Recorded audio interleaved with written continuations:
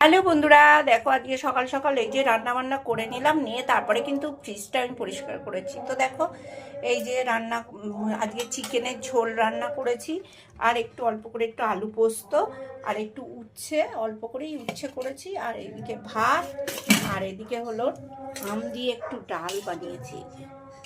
আম দিয়ে একটু ডাল বানানো হয়েছে, আম ডাল।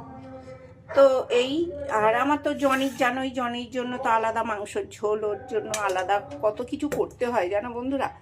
আর এদিকে দেখো আমার না খুব গ্যাসের ব্যথা, তার জন্য আমার জন্য স্যুপ করেছি, চিকেন স্টু বানিয়েছি। এই যে চিকেনের, এটা আমার পাতলা, এটা আমি খাবো, পেঁপে দিয়ে, আলু, বিনস দিয়ে, গাজর দিয়ে, এটা আমি খাবো। আর এইটা হলো ওদের জন্য। তো এটা সেরে তারপরে আমি ওই ফ্রিজ পরিষ্কার করতে গেলাম। তো এই ছিল আজ আমার মেনু।